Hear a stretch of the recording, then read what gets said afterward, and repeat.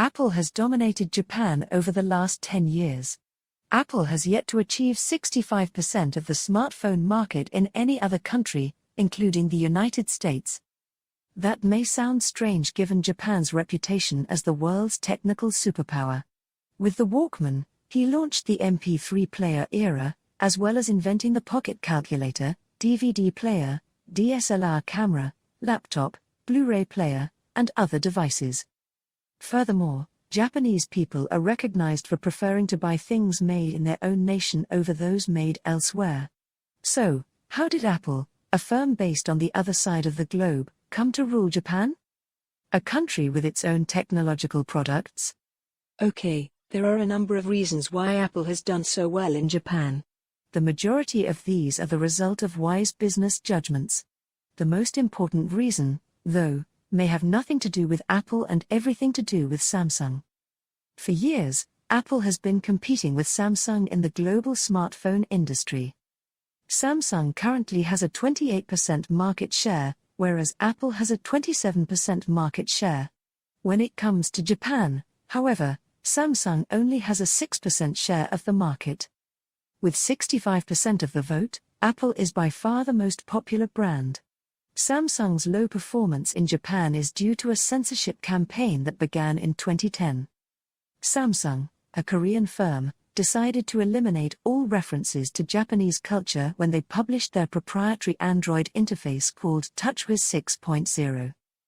This was notably noticeable in the emojis that Samsung created. Companies like Apple, Google, Facebook, and Twitter, for example, are free to create their own emoji for their platforms. As a result, depending on the smartphone or app you're using, they may appear slightly different.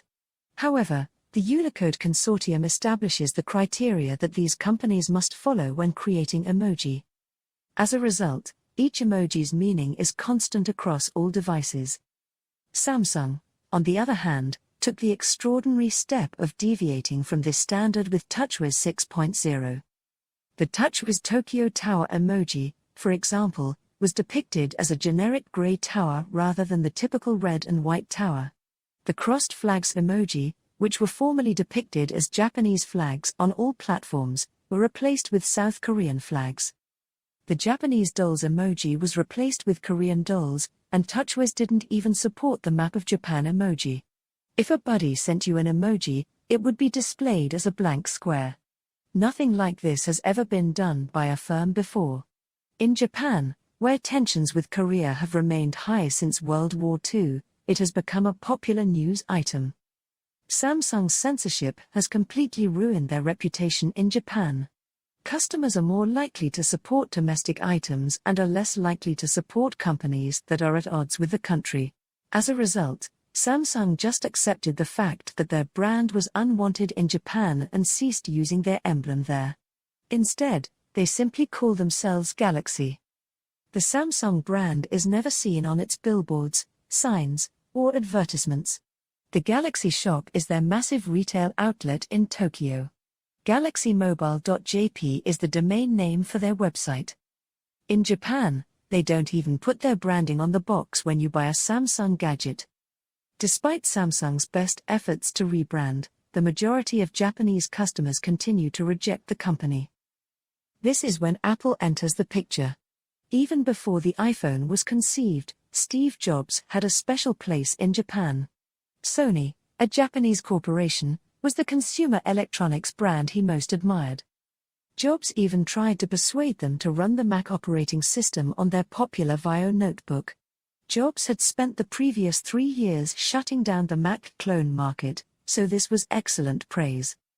The VAIO team, on the other hand, was opposed to the notion because the product was already suited for Windows and sold well. Jobs was also a big fan of Japanese architecture. He took each of his children to Kyoto to express his enthusiasm for the city.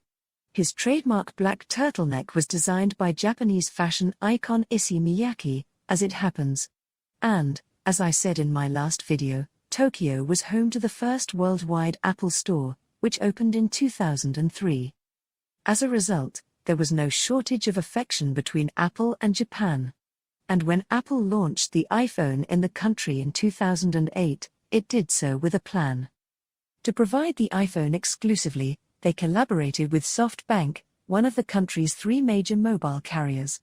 SoftBank was the smallest of Japan's carriers at the time. That worked out well for Apple, as they were able to lure more subscribers by launching the most aggressive mobile phone marketing in the country's history. With a 2-year contract, you can get an iPhone for free. This aided not only SoftBank's, but also Apple's growth. Their phone was one of the most affordable on the Japanese market. Something we rarely see in the United States because iPhones are never available for purchase. For 2 reasons, Apple's plan was crucial. For starters, many analysts predicted that the iPhone would not appeal to Japanese consumers. Specifically, cell phones in Japan were designed with the goal of having as many buttons as possible. Because this meant greater features and functionality, which the iPhone lacked, it was a no-brainer. Second, the mobile phone market in Japan is extremely isolated. Japanese businesses are designing phones that will only be marketed in Japan. The Galapagos syndrome was coined as a result of this. Sony, Panasonic, and Sharp dominate the phone industry in Japan but fall short in other markets. Because of this isolationism, it was incredibly difficult for foreign electronics businesses such as Apple to gain traction and establish themselves as a household name. That, however, did not turn out to be the case. In fact, the iPhone received a resoundingly positive response from Japanese customers. And I believe it's for the same reason that the iPhone is so popular around the world. It makes it possible for you to do a lot of things quickly. Even though feature phones have and continue to be popular in Japan, they have become a niche industry. Because the iPhone provides Japanese buyers with possibly the most crucial attribute of all, convenience. Not to mention that Apple's ethos has always included the aesthetic that many Japanese companies aspire to. Many Japanese people respect simplicity, ease of use, and attention to detail. And they're willing to spend more on a product that meets those criteria. But what about Japanese firms like Sony and Sharp, you might ask? Customers aren't buying their phones, so why aren't they? They were simply too sluggish to adapt, as it turned out. When the iPhone first arrived in Japan, domestic phone firms expected it to be a flop, so they continued to develop feature phones that had previously proven to be profitable. Sony, Panasonic, and Sharp all sought to compete when the iPhone became the clear market leader. Introduced their own multi-touch handsets, despite the fact that none could match the iPhone's great quality and low price, especially while SoftBank was running aggressive deals that domestic phone providers couldn't match.